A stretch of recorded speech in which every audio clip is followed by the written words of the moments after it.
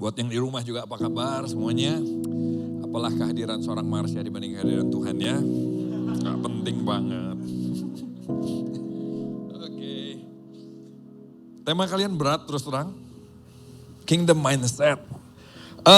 Berat. Jadi kalau saya agak berat nanti nyampeinnya jangan salahin saya ya, temanya yang salah, oke. Tapi jujur gini, ini adalah waktu saya belajar ini dulu, ini merubah pengertian saya tentang kekristenan. Saya pikir dulu Tuhan senang kita di gereja, memuji Tuhan saja. Saya pikir tujuan kita adalah masuk surga, ternyata bukan itu loh. Ya, saya mau ajak kita lihat sama-sama. Oke, Kingdom of God. Saya akan mulai ya. Kerajaan Allah apa sih itu? Kerajaan Allah adalah pesan utama Yesus Kristus. Yuk, next. Jadi kerajaan Allah adalah pesan utama dari Tuhan Yesus. Coba kita lihat Matius 4, slide berikutnya. Yesus pun berkeliling di seluruh Galilea, dia mengajar dalam rumah-rumah ibadat dan memberitakan Injil kerajaan Allah. Ini kemunculan Tuhan pertama. Di Matius 4 ini, baru muncul dia langsung ditulis begini. Apa yang dia ceritakan? Injil kerajaan Allah.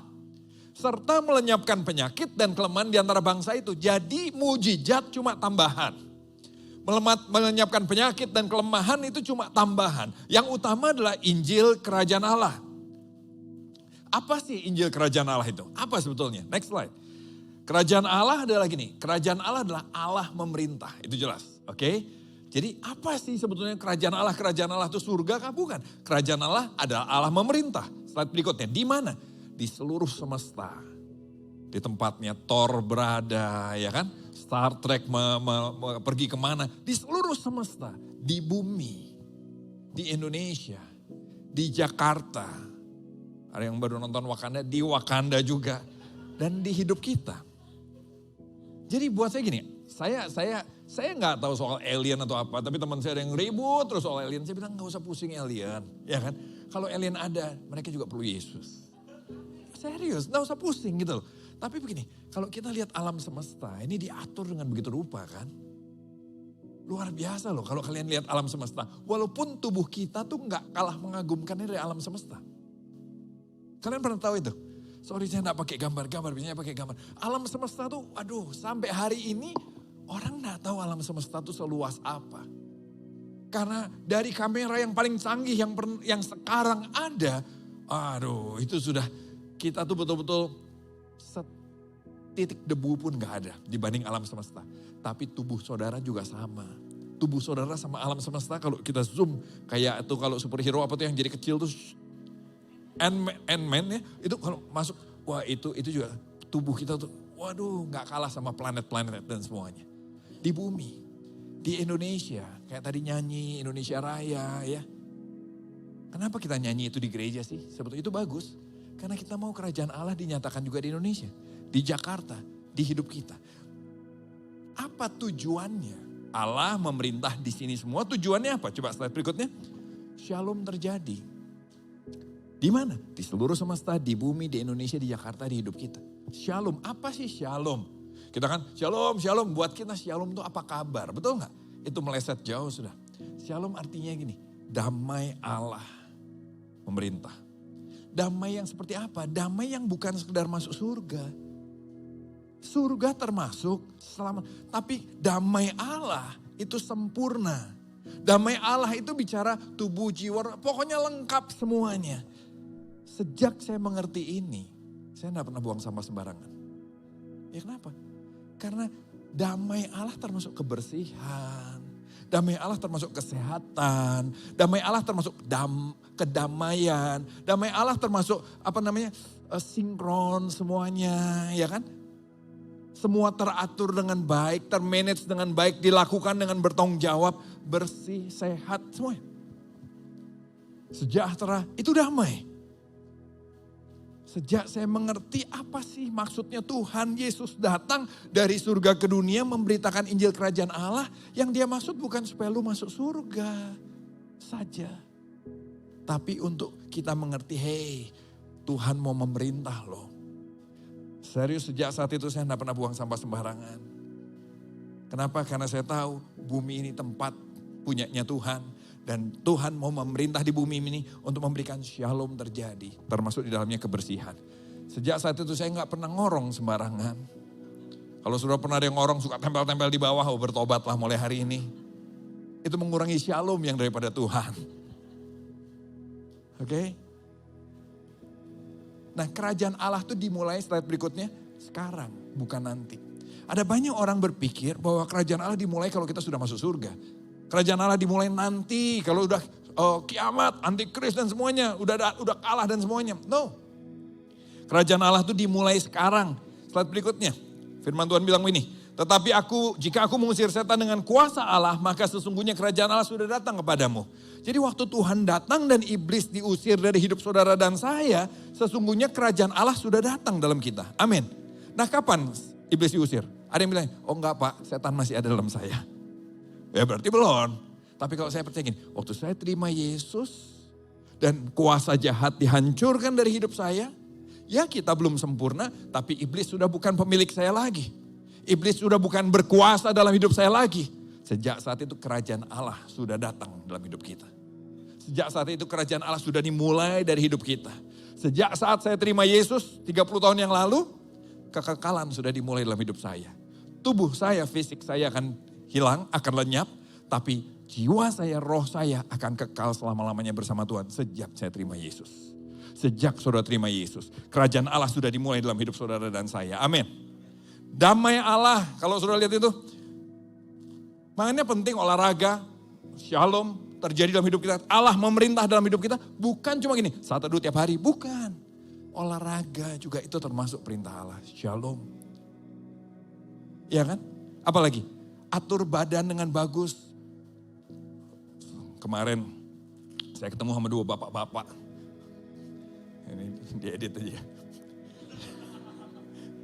Ke gereja, ke CLCC karena mau pakai tempat ya kan. 3 orang, ada perempuannya juga dan semuanya. Terus mereka bilang, Pak kita tadi hampir salah naik lift loh Pak. Naik lift hampir salah ya kan. Terus orang-orang langsung tahu kita mau ke gereja. Oh mau ke CLCC ya? Oh bukan ini liftnya yang sana padahal di mall besar. Dalam hati saya gini, kenapa mereka bisa tahu bahwa ini orang ke gereja? Saya jadi ingat saudara sepupu saya suatu kali ketemu sama saya. Sepupu saya tuh agak jauh di atas saya, 10 tahun mungkin di atas saya. Sepupu saya suatu kali bilang ini, saya lagi sama teman-teman gereja. Dia bilang ini sama teman-teman gereja ya. Kok tahu? Kelihatan pucat-pucat. Yang kemarin sehari sebelumnya dia baru ketemu saya. Yang kemarin, nah itu baru ganteng-ganteng teman-teman saya waktu itu pas datang. Bukan orang gereja, saya terpukul sekali sejak saat itu saya bilang ini sama jemaat. Saudara harus dandan. Iya dong. Masa kalau anak Tuhan ketahuan apa? Pucat-pucat. Nah jadi waktu bapak-bapak ibu-ibu yang mau sewa tempat, Pak kita hampir salah lift, orang-orang tahu loh kita mau ke gereja. Dalam hati saya, karena pucat-pucat kali.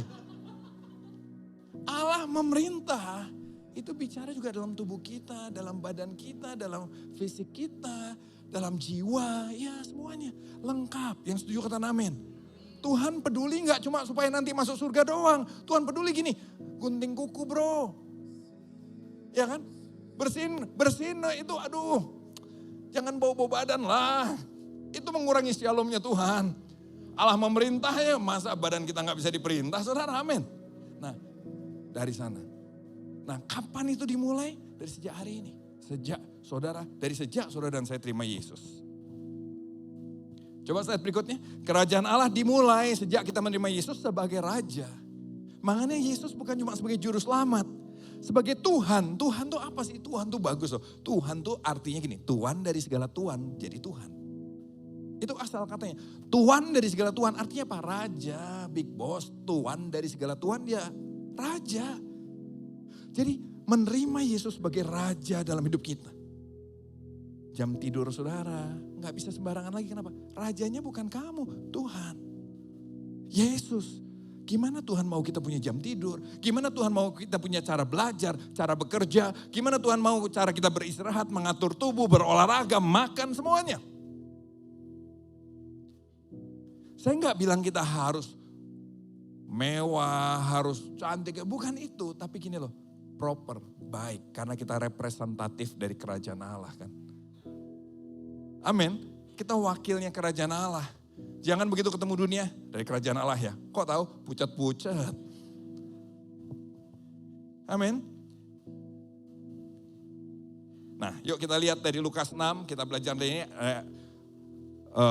Kingdom Mindset, Lukas 6 ayat 18 sampai 26. Mereka datang untuk mendengarkan dia, mendengarkan Yesus dan disembuhkan dari penyakit mereka. Mendengarkan tentang kerajaan Allah dan disembuhkan. Disembuhkan itu bonus. Juga mereka yang dirasuk oleh roh-roh jahat beroleh kesembuhan, dilepaskan. Dan semua orang banyak itu berusaha menjamah dia karena ada kuasa yang keluar daripadanya dan semua orang itu disembuhkannya. Slide berikutnya. Nah, kalau saudara lihat ini, dari ayat ini, maka kita tadi, ayat yang tadi, tetapi jika aku mengusir setan dengan kuasa Allah, maka sesungguhnya kerajaan Allah sudah datang kepadamu. Tadi kan bilang Tuhan Yesus juga dalam menyatakan kerajaan Allah, dia mengusir setan. Nah, di ayat ini, saudara lihat ini. Mengusir setan dengan kuasa Allah, bicara mengusir setan dengan jari Allah. Mengusir setan dengan tangan Allah, itu bahasa aslinya. Kalau saudara mau sambungin, maka coba kita lihat di Daniel sebentar ya. Nanti kita kembali ke Lukas lagi, tapi kita lihat Daniel 5 ayat 1-6. Suatu hari Raja Belsasyar ya, mengadakan perjamuan yang besar untuk para pembesarnya. 1.000 orang jumlahnya, di hadapan 1.000 orang itu dia minum anggur. Dalam mabuk anggur, Belsasyar memenitahkan orang membawa perkakas dari emas dan perak yang telah diambil oleh Nebukadnezar ayahnya dari dalam bait suci di Yerusalem. Supaya raja dan para pembesar, para istri dan para gundik mereka minum dari perkakas itu. Ini udah kacau balau, istri datang, gundik datang. Ada konglomerat di Indonesia juga begitu. Suatu kali saya diminta untuk ke tempat persetujuan keluarganya. Di situ akan sekian 100 orang, itu siapa? Istrinya ada berapa, selirnya ada berapa, anaknya dengan istri dan selirnya. Waduh, saya mending gak datang deh, mau khotbah apa kalau begitu saudara. Ya kan? Susah khotbahnya. Tapi ini dilakukan oleh Raja Belsasyar. Dan dia ambil semua alat-alat dari bait Allah untuk mereka mabuk-mabukan. Ayat 3. Kemudian dibawalah perkakas dari emas dan perak itu yang diambil dari bait suci rumah Allah di Yerusalem. Lalu raja dan para pembesarnya, para istri dan para gundik mereka minum dari perkakas itu. Mereka minum anggur dan memuji dewa-dewa dari emas dan perak dan tembaga, besi, kayu dan batu. Ayat berikutnya, slide berikutnya.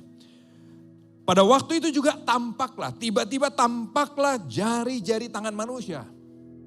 Menulis pada kapur dinding istana raja di depan kaki dia. Dan raja melihat punggung tangan yang sedang menulis. Toto ada muncul tangan. Enggak ada badannya, enggak ada cuma tangan nulis dinding. Kamu space misalnya begitu ya.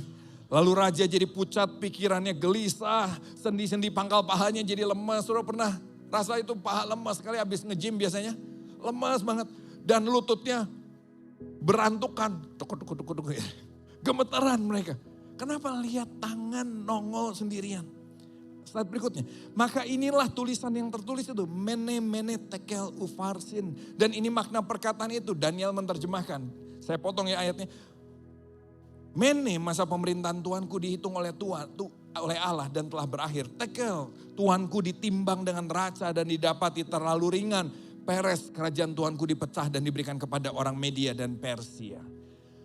Jadi waktu dia lagi mabuk-mabukan, hidup pesta pora, ini raja yang kaya raya, punya segalanya, punya istri, punya selir, punya semuanya. Wah, asik sekali. Toto tulisan tangan muncul. Kamu sudah dihitung sama Tuhan dan Tuhan bilang kamu gak lolos uji. Kerajaanmu akan dipecah. Kalau sudah baca terusan ayatnya, gak ada di sini, saya gak tayangin.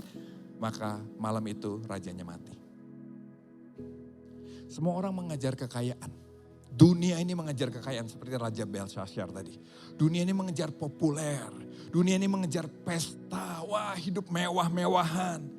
Tapi apa yang terjadi? Tuhan bilang nih, kalau kamu hidup seperti itu, hidupmu akan hancur berantakan. Hidupmu akan hancur.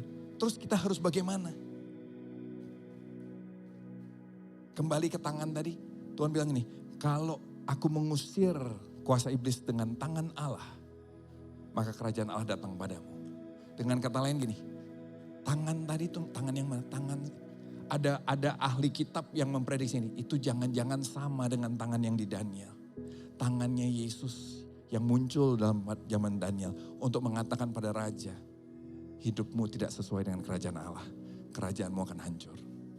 Hidupmu tidak sesuai dengan kerajaan Allah, kerajaanmu akan hancur. Saudara, semua orang, coba cek, koreksi saya. Semua orang, saya ulang ya, semua bukan sebagian. Semua orang yang hidupnya mengejar kekayaan, yang hidupnya mengejar popularitas, yang hidupnya mengejar bermewah-mewah, berpesta-pesta, selalu hancur hidupnya. Mereka mene tekel ufarsin, Tuhan timbang dan mereka tidak sesuai dengan kerajaan Allah, pasti hidupnya hancur. Orang yang tidak sesuai dengan kerajaan Allah, hidupnya pasti hancur. Saya ulang, semua orang yang mengejar kekayaan pasti hancur hidupnya.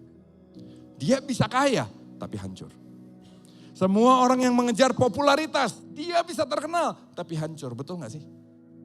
Akhirnya kacau balau waktu mulai gak populer, cari perhatian, bikin kasus lah, bikin ini lah. Wah, pokoknya yang penting gue terus viral. Hancur hidupnya, keluarganya hancur. Orang yang suka ya pesta, saya lihat hancur semua hidupnya. Uangnya boleh banyak. Saya pernah kumpul sama satu orang yang tiap kali kita kumpul, minuman yang dia buka saja itu 500 juta. Sekali minum. Itu terdiri dari 5 botol. Dan kita kumpul mungkin paling lama sebulan sekali. 500 juta. Kayaknya semua orang ya, wah hidup kayak gini ya luar biasa ya. Asik ya, mewah sekali ya. Hancur.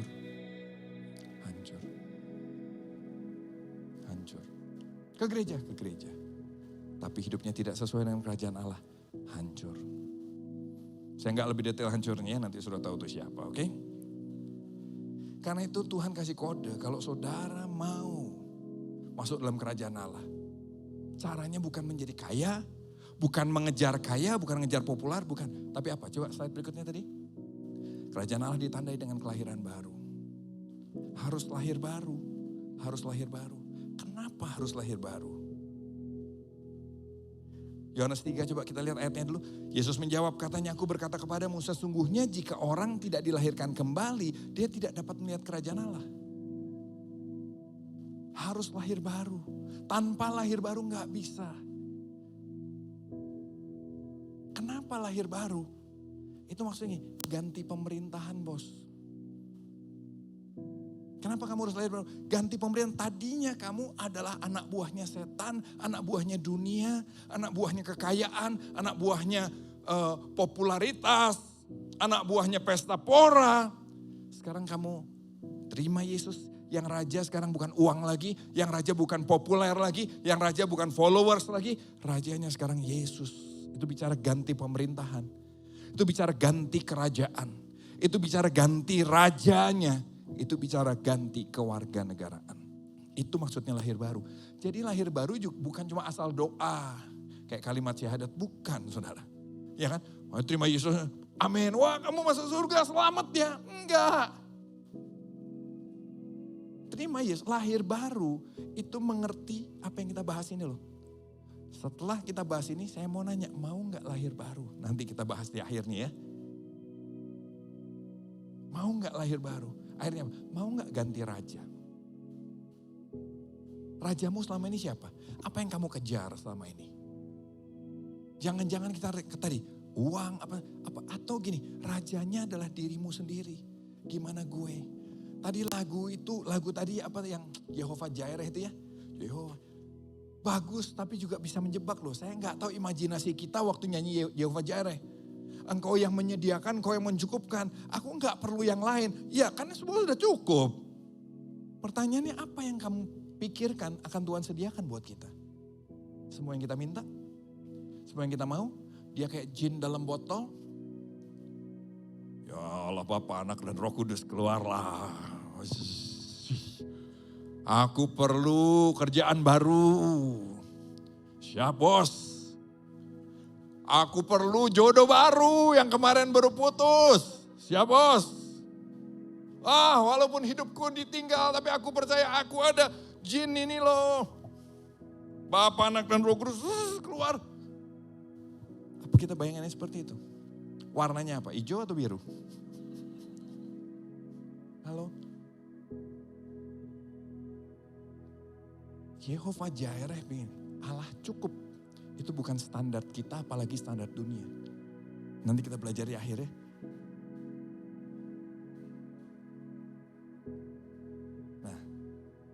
Kita ganti kerajaan. Coba kita kembali ke Lukas. Lukas 6 tadi. Oke, saudara sudah mengerti tadi tangan tadi ya? Tangan tadi bahwa Tuhan menimbang kita. Bahwa orang yang hidup di luar kerajaan Allah, hidupnya pasti hancur, pasti berantakan. Coba kita lihat, terus gimana sih kingdom mindset itu sebenarnya? Kenapa kok hancur berantakan? Apa bedanya kerajaan Allah sama kerajaan dunia? Apa bedanya kerajaan Allah sama kerajaan yang saya pikir sendiri? Apa bedanya kerajaan Allah sama kerajaan yang saya ikuti jin tadi loh? Jin rohani, jin Kristen tadi. Tanda kutip ya. Lukas 6. Setelah tadi mengerti itu, terus Yesus memandang murid-muridnya dan berkata, kayak saya memandang saudara ini ya, tapi saya bukan Yesus ya, jangan salah paham, oke? Dan berkata, berbahagialah kamu yang miskin. Karena kamu yang punya kerajaan Allah. Gimana sih, tadi kan lagunya Jehovah Jireh ya. Kan Allah menyediakan, kok miskin berbahagia. Berbahagialah hai kamu yang sekarang ini lapar. Karena kamu akan dipuaskan. Kingdom mindset. Berbahagialah kamu yang sekarang ini menangis karena kamu akan tertawa. Berbahagialah kamu jika karena anak manusia, karena Tuhan orang membenci kamu. Jika mereka mengucilkan kamu dan mencela kamu serta menolak namamu sebagai sesuatu yang jahat. Bersukacitalah kalau kamu dijauhi orang karena Tuhan. Dan bergembiralah sebab sesungguhnya upahmu besar di surga. Karena secara demikian juga nenek moyang mereka telah memperlakukan para nabi. Wow, kita bahas ini dulu. Kenapa kok miskin berbahagia? Karena begini loh, ternyata hidup kita gak dikuasai sama uang. Saya ditipu orang cukup banyak. Tapi memang gak bikin saya jadi susah makan. Cuma saya gak bisa tidur selama beberapa lama. Wajar gak? Wajar lah, hilang uang banyak ya, ditipu orang gitu kan ya. Kesel atau apa. Saya juga pikir wajar lah pendeta gak bisa tidur gara-gara uang hilang ya. Tapi sehari, 2 hari, terus saya mulai mikir kenapa saya gak bisa tidur terus. Kesel, uang nih hilang, Saya mulai mikir-mikir. Terus saya mulai ngomong sama istri saya. Kayaknya saya ini cinta uang. Istri saya kalau kayak langsung dapat bola umpan, sudah langsung disemes. Memang kamu cinta uang, katanya begitu saudara. Saya gemetar sekali, kesempatan sekali ya kan. Tapi saya harus akui, cinta uang banget, nggak tahu banget apa enggak. Tapi saya masih ada cinta uang. Buktinya saya sampai nggak bisa tidur berkelanjutan gara-gara uang saya hilang.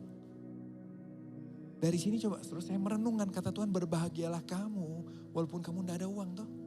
Berbahagialah kamu, kenapa? Harusnya uang nggak membuat saya bahagia atau tidak bahagia. Ada uang baik, betul nggak saudara? Amin. Ada uang menolong, membantu, membuat hidup lebih nyaman. Ya, tapi nggak ada uang pun nggak apa-apa. Orang lain sampai harus bunuh-bunuhan demi uang. Anak Tuhan no. Orang lain sampai sikut-sikutan, sampai marah, benci gara-gara uang. Hubungan rusak gara-gara uang. Anggota kerajaan Allah tidak. Representatif dari kerajaan Allah no. Kenapa? Uang bukan segalanya. Nah, bisa nggak ya kita begitu? Gak gampang Bukan sekedar ternyata kerajaan Allah bukan sekedar nyanyi, loncat-loncat. Weh kita masuk surga, bukan. Kita masuk surga, uang gak ada. Hilang, udah gak damai, kecewa sama Tuhan. Katanya udah happy masuk surga, happy selamat. Uang gak ada, Tuhan ditinggal. Halo. Berbahagia kamu yang sekarang ini lapar karena kamu akan dipuaskan. Berbahagia kamu yang menangis. Berapa banyak kita punya masalah kan, menangis. Kita merasa aduh, tapi gini. Tuhan bilang jangan kasihani dirimu. Kenapa? Kan kita gak ditentukan sama penerimaan orang. Katanya Tuhan lebih dari cukup. Kak Marsya aja kan gak terlalu dibutuhin saudara. Ya, yang penting Tuhan hadir dalam hidup saya. Ini saya rasa dia nonton ya, maaf ya. Tapi yang penting Tuhan hadir. Kalau Tuhan lebih dari cukup, kenapa waktu kita menangis, waktu kita ditinggal, waktu kita putus, waktu kita punya masalah, itu menghancurkan hidup kita.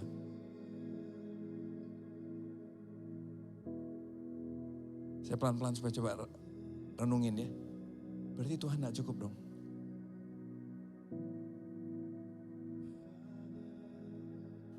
Terus apa? kita terjebak akhirnya. Ngejar kayak dunia lagi. Kita ke gereja ya, bersorak-sorai ya, tapi terus kejar uang juga, kejar penerimaan juga, kejar semua supaya apa? Supaya kita bahagia. Karena gini, ikut Tuhan bikin masuk surga, tapi gue gak bahagia kalau cuma masuk surga doang. Gue perlu uang, gue perlu penerimaan, gue perlu gini, gue gak mau jomblo, dan semuanya.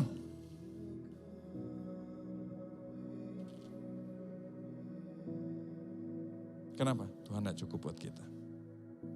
Nah, makanya tadi saya bilang, terima Yesus bukan sekedar kayak kalimat begitu. Terima Yesus adalah begini loh. Betulkah kamu mau ganti raja dalam hidupmu? Mau ganti prinsip dalam hidupmu? Halo?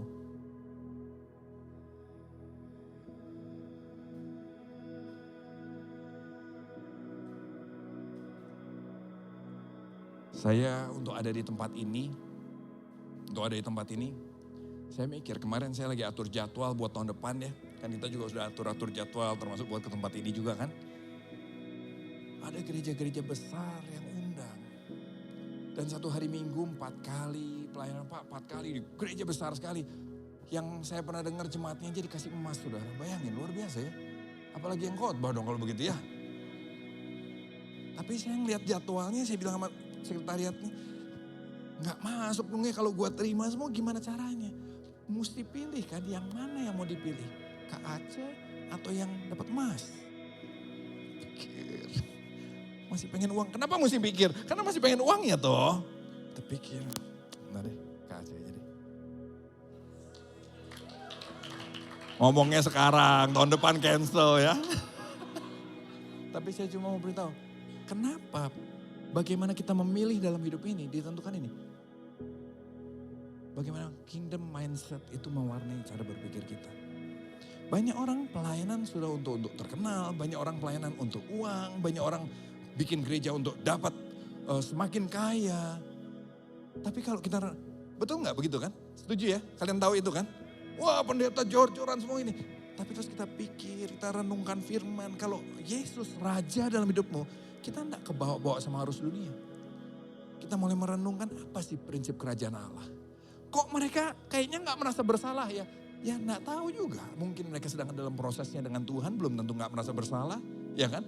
Mereka sedang dalam perjalanan, tapi yang pasti kita berurusan dengan raja kita. Apakah Tuhan mau kita seperti itu? Waktu sudah pelayanan nggak komit, kita pelayanan nggak disiplin, kita bukan melayani Marsha, kita bukan melayani KAC, kita lagi melayani raja segala raja. Apakah seperti itu yang Tuhan mau? Waktu sudah bekerja, curi-curi waktu, waktu sudah bekerja, tilep-tilep uang orang dan sebagainya. Kita lagi berpikir betul, apakah itu yang Tuhan mau? Apa itu yang raja kita mau? Lihat ini, kita tanpa sadar kita bilang kita anggota kerajaan Allah, tapi kita hidup dalam prinsip kerajaan dunia. Kita hidup gak beda sama kerajaan pengikut uang. Rajanya uang, sultan. Gua pengen sultan. Cita-cita punya mobil mewah. Cita-cita tuh kok punya mobil mewah, saudara. Cita-cita tuh jadi presiden, nah gitu loh itu cita-cita. Jadi astronot, amin. Iya kan? Tapi cita-cita, saya pengen punya mobil ini. One day saudara punya mobil itu, saudara kan lihat nih, kok enggak seperti dulu ya pengennya. Karena apa saudara lihat, udah punya mobil, ada lagi mobil lebih keren lagi dari mobil cita-cita saudara. Langsung saudara pengen mobil yang itu. Cita-cita operasi plastik. Hidung saya ini loh, agak mangap ke atas saya mau bikin. Waktu udah hidung betul, set, mata pengen lagi. Enggak pernah ada yang cukup.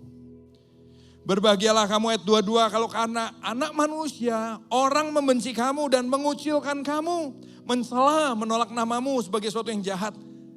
Berbahagialah sebab upahmu besar di surga karena demikian juga mereka memperlakukan para nabi. Apakah dalam melayani saudara sampai siap sampai sejauh itu?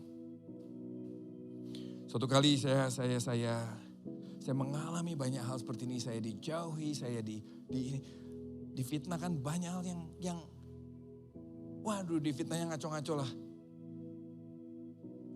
Saya pengusaha juga kan, saya bukan full time. Jadi saya tuh dari dulu gak ambil uang gereja saudara. Bukan karena saya hebat ngerasa Tuhan sudah aja cukup kira-kira. Tapi gini, saya gak ambil, tapi saya digosipin korupsi. Sampai saya bilang sama yang di sana gini, pemimpin senior saya, Pak, apakah pemimpin senior saya jahat? Tidak, dia baik. Tapi Tuhan pakai dia membentuk saya. Saya bilang, Pak, kan Bapak tahu kita nggak bisa sentuh uangnya, Pak. Sistemnya bagus banget. Tolong diperjelas dong ke yang lain. Bahwa isu itu nggak benar. Dia cuma lihat saya dan diem. Gantung dah. Jadi dulu ada cerita saya katanya korupsi. Dulu saya sakit hati sekali. Saya sakit hati. Dalam sakit hati itu terus Tuhan tanya sama saya, kenapa kamu sakit hati? Loh Tuhan, aku kan hambamu. Aku kan hambamu perlu nama baik. Coba saya pikir Tuhan kurang ngerti. Saya coba jelaskan, hambamu perlu nama baik supaya aku bisa melayanimu dan menceritakan kebesaranmu buat banyak orang. Terus Tuhan tanya, oh untuk melayani aku gak perlu nama baik. Itu saya tahu itu Tuhan. Kenapa? Gak ada dalam konsep saya untuk pelayanan tidak perlu nama baik. Saya mau nanya, saudara tahu itu? Untuk pelayanan tidak perlu nama baik. Terus Tuhan bilang begini, sebab kamu bisa pergi ke kolong-kolong jembatan dan melayani mereka tanpa mereka peduli siapa kamu. Tapi kalau yang kamu maksud adalah pindah dari panggung besar ke panggung besar lain, itu memang perlu nama baik. Nangis saya langsung. Saya tahu yang Tuhan maksudnya, kamu tuh masih cari panggung besar. Makanya kamu tersinggung waktu nama kamu difitnah. Kamu masih kebawa sama prinsip kerajaan dunia. Nama besar, populer, dihormati orang. Kalau datang, oh hambanya, tas dibawain, oh hambanya. Kasih tepuk tangan buat hambanya. Oh,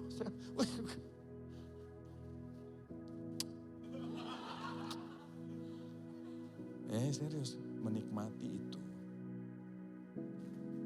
Saya pernah selesai khotbah, jemaat dikasih batas orang. Nangkep maksud saya?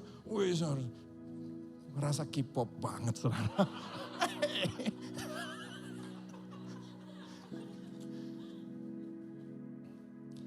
Sampai Tuhan bilang, berbahagialah kamu kalau orang membenci kamu karena aku.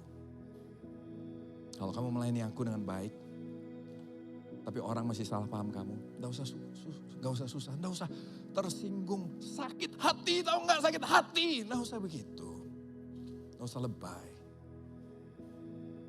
Nah maksudnya, karena Tuhan wajar, gak usah kamu, kata Tuhan, aku pun difitnah. Wow, rajaku pun difitnah, Tuhanku yang sangat baik pun difitnah, terus aku gak mau difitnah. Wih, nah maksudnya, Tuhan gak pusing waktu kepada Tuhan difitnahkan segala yang jahat. Bahkan dosa kita ditanggungkan kepada dia gak pusing. Bersukacitalah. Sebab upahmu besar di surga. Yang kamu lihat, yang hari ini atau nanti.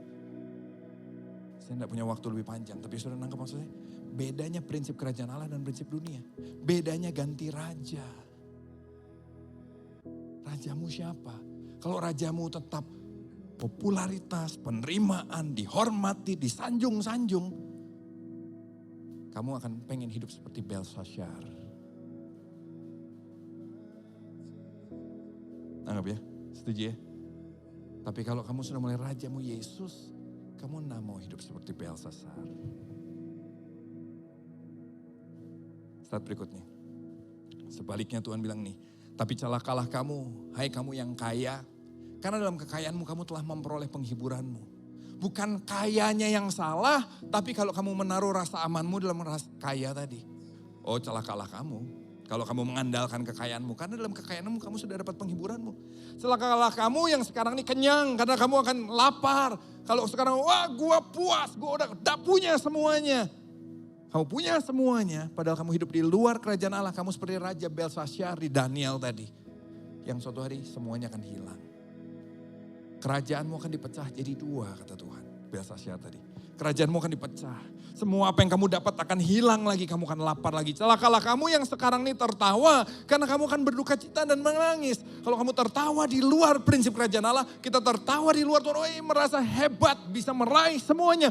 Tanpa perlu nunduk sama Tuhan. Korupsi jalan terus, gak apa-apa. Kan banyak orang Kristen tapi korupsi. Itu namanya orang agama Kristen tapi gak hidup dalam kerajaan Allah. Yesus bukan rajanya, uang rajanya. Kamu akan berduka cita dan menangis suatu hari. Celakalah kamu jika semua orang memuji kamu. Cantik, ganteng, keren, suaranya bagus. Kalau main aduh sadis dia sudah. Ya kan karena secara demikian juga nenek moyang mereka telah memperlakukan nabi-nabi palsu. Yang kayak K-pop tadi ya kan, nabi palsu.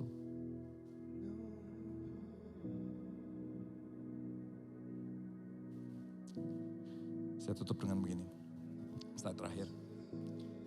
Kita tidak lagi mencari apa yang dunia cari. Setuju?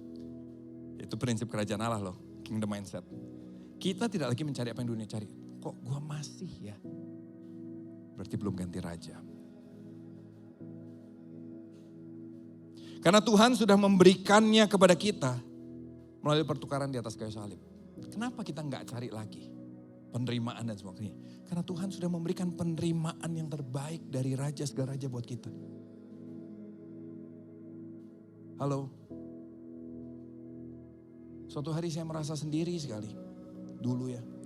Saya mengalami 11 tahun, saya betul-betul mengalami banyak diproses, ini. Waktu saya merasa sendiri, saya bilang Tuhan aku sendiri, ngerasa sendiri. Tuhan bilang ini, aku juga pernah rasa sendiri loh. Tuhan bilang ini, saya waktu akhirnya harus keluar dari tempat kami yang lama dan membangun gereja. Sekali lagi yang dulu bukan jahat. Tuhan pakai mereka untuk ajar saya. Mereka orang baik yang sampai hari ini melayani Tuhan. Tuhan pakai mereka ajar saya aja. Waktu saya harus keluar dari situ.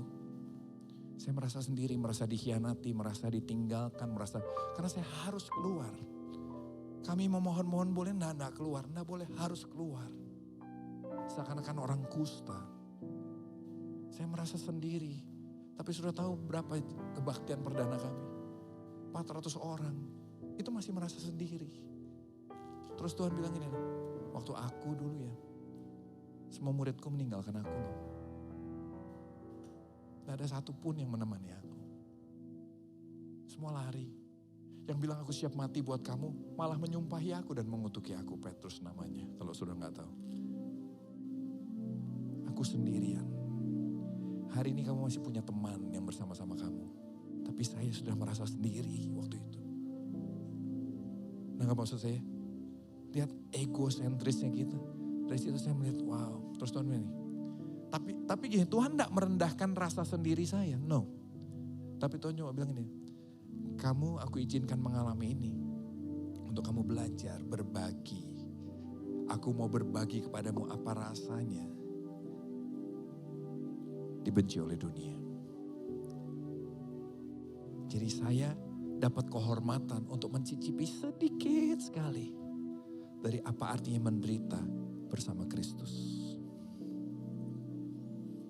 Kita baru mau menderita bersama Kristus, baru seujung kuku langsung, gue perlu healing.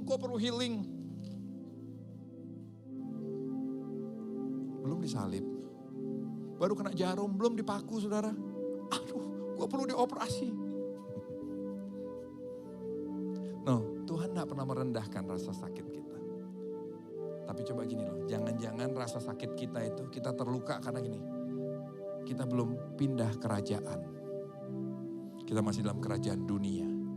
Yang mengagungkan penerimaan, mengagungkan dihargai, mengagungkan diucapkan terima kasih. Suatu kali tim saya, kalau pastor kok kurang suka muji sih, kurang sering muji. Padahal menurut saya sudah sering muji. Tapi thank you ya kalian keren.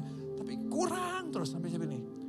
Saya memutuskan sebuah keputusan yang gak populer mungkin. Saya berhenti memuji. Bukan berhenti sama sekali, tapi saya kenapa? Kalian kan gak pelayanan untuk saya puji kan? Emang kalian pelayanan untuk saya cari pujian saya? Atau kalian pelayanan untuk Tuhanmu? Kalau kamu cari pelayanan, terus saya puji. Terus kamu enak ya pendetanya, mujinya mantep gitu. Sampai muncrat kalau muji. Saya tiap kali dia habis muji, saya harus andukan begitu. Saya sedang menipu saudara. Saudara merasa melayani Tuhan pada saat lagi melayani saya. Nanggap maksud saya? Saya bilang, itu bagus kebiasaan memuji. Tapi saya pikir, kamu jangan kejar itu. Kalau kamu puji orang, good. Tapi kamu jangan kejar dipuji. Itu value dari kerajaan dunia. Value dari kerajaan Allah begini loh. Tuhan yang memuji saya. Kenapa kita tidak mencari apa yang dunia cari? Karena waktu Yesus disalibkan, dia bilang ini, aku lakukan ini karena aku mencintai kamu. Orang boleh tidak mencintai kamu, orang boleh membenci kamu, aku Tuhanmu mencintai kamu. Orang boleh tidak menghargai kamu, aku Tuhanmu menghargai kamu senilai dengan nyawaku sendiri sampai aku memberikan nyawaku ganti kamu. Orang boleh anggap kamu murahan, aku rajamu menghargai kamu dengan darah yang mahal. Di atas kayu salib, kenapa? Engkau bukan orang murahan. Orang boleh tinggalkan kamu, aku mencari kamu ke dunia ini. Aku Tuhan yang mencari kamu. Orang tinggalkan kita, Tuhan cari kita. Orang anggap kita murah, Tuhan bayar mahal. Orang gak menghargai kita, Tuhan hargai kita. Orang bilang lu gak berguna, Tuhan bilang engkau berguna. Engkau adalah hambaku, rekan sekerjaku. Kalau engkau merenungkan apa yang Tuhan sudah kerjakan di atas kayu salib buat kita, maka kita tidak lagi mencari apa yang dunia cari. Kenapa? Uang tidak lagi semenarik itu. Saya pengusaha, saya tetap cari uang sebaik-baiknya. Tapi saya harus terus merenungkan kasih Tuhan di atas kayu salib. Untuk saya tidak teralih menjadikan uang jadi segalanya lagi. Karena Tuhan sudah memberikan kepada kita segalanya lewat karyanya di atas kayu salib. God bless you ya. Nah, sekarang saya mau tanya, mau terima Yesus enggak? Kalau ikut Yesus artinya seperti itu. Masih mau terima Yesus enggak? Kalau menjadi Kristen artinya seperti itu. Masih mau jadi Kristen enggak? Bukan ayo ikut komunitas gereja ini. Kamu kan diperhatikan, kamu dihargai sama komunitas. No, komunitas akan meninggalkan kamu one day. Mereka enggak sempurna kok. Komunitas akan salah paham sama kamu one day. Komunitas enggak sempurna. Melayani kok enggak dihargai? Memang melayani enggak akan dihargai. Karena hamba. Tapi Tuhan yang menghargai kamu secara langsung. Masih tertarik enggak jadi murid Tuhan? Kita berdoa yuk. Aku selesai menyampaikan isi hatimu, apa yang aku mampu Tuhan penuh dengan keterbatasan. Aku cuma berdoa biar Tuhan yang jadi kekuatan buat anak-anakmu. Engkau yang menyempurnakan setiap firman yang ditabur. Tuhan, dunia ini begitu menggoda, dunia ini begitu menarik, dunia ini begitu menguasai kami. Sampai segala sesuatu berkat Tuhan pun kami ukur dengan cara dunia. Ampuni kami Tuhan. Kami perlu lahir baru memang Tuhan. Kami gak bisa dengan cara kami yang lama. Kami harus dilahirkan baru. Supaya cara berpikir kami baru. Supaya cara hidup kami baru. Supaya mindset kami baru. Supaya raja kami baru. Mampukan kami Tuhan. Supaya kami bisa melihat sukacita bukan seperti dunia melihat. Tapi kami bisa melihat sukacita tiap kali kami melihat salib-Mu. Disitulah sukacita kami ada. Kami sukacita bukan karena orang menyambut kami, menghargai kami. Kami bersukacita karena kami melihat salib-Mu. Disitulah sambutan kami yang sejati. Disitulah penghargaan kami yang sejati. Terima kasih menghargai kami. Terima kasih mencintai kami. Terima kasih untuk segala yang Kau berikan buat kami di atas kayu salib. Berkati gereja-Mu Tuhan, berkati gereja-Mu. Saudara yang mau terima Yesus, ikuti doa saya. Tuhan Yesus, terima kasih untuk firman-Mu. Hari ini aku mau bilang, Engkaulah Rajaku. Ajar aku, bantu aku untuk tidak diperbudak oleh raja yang lain. Aku mau Engkau Yesus sebagai satu-satunya raja dalam hidupku. Ubah caraku berpikir, ubah caraku merasa, ubah caraku menilai. Supaya aku boleh sesuai dengan kerajaan Allah. Terima kasih Tuhan. Di dalam nama Yesus kami berucap syukur. Sama-sama katakan.